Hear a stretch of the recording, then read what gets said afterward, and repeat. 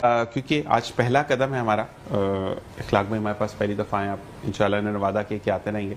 तो मुझे बताएं कि वो आप तक फंड कैसे फंड अप कर सकते हैं। अच्छा जीशान, इसमें ये है कि हमारा अभी इलेक्शंस हुए हैं हमारे लेटेस्ट में, तो उसके अंदर अब हम नई कैबिनेट बना रहे हैं और वॉलंटियर्स वगैरह भी जो है हमारे साथ जुड़ते हैं।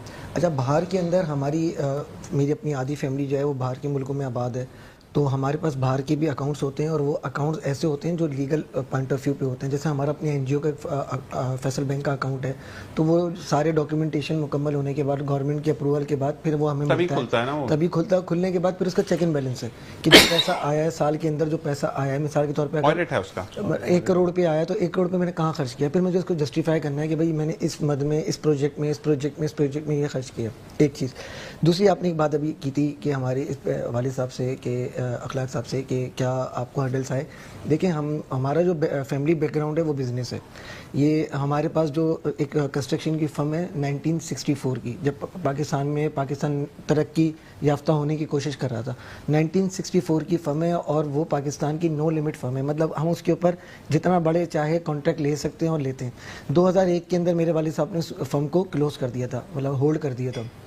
अभी भी हम लोग कर रहे होते हैं और बात तो 92 और 94 तक उसका टैक्स रिटर्न जो है वो 2001 तक हमारा वो हुआ था।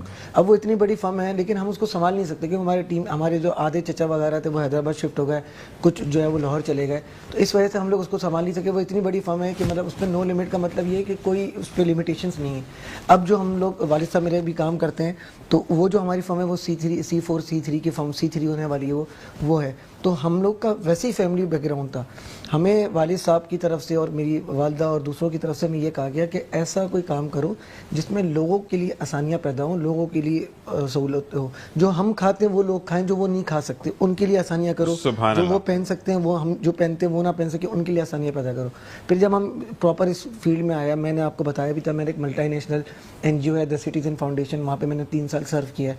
वहाँ से मैंने बहुत कुछ सीखा उनसे कि किस तरीके से लोगों को एग्रेसिव होकर, प्रोग्रेसिव होकर उनके साथ काम किया जा सकता है और उनको अच्छा काम करवाया जा सकता है। बिल्कुल। बस मैं यहाँ ब्रेक का कहा जा रहा है, लेकिन जाते जाते मैं एक बात बोलूंगा कि आपने कहा कि हमारे पास लोकल यानी पाकिस्तान के बैंक का भी अकाउंट है और उसके बाद इंटरनेशनल अकाउंट भी है, ऐसे ही है जी। लेकिन फिर आपने बादशाह के घर में अकाउंट खोल दिया, यानी जो खुदा है उसके घर में जो अकाउंट आपने खोला कि जिसका इखलाक सोशल वेलफेयर जिसका नाम है, और इस अकाउंट को अल्लाह तबारक व तआला दिन दोगुनी रात चौगुनी तरक्की अता फरमाए, क्योंकि ये जितना तरक्की करेगा उतना मेरे मुल्क के लोगों के लिए आसानी होती चली जाएगी। एक ब्रेक देखते रहिए, मुस्कुराती सुबह विद ज़ीशान अज़हर।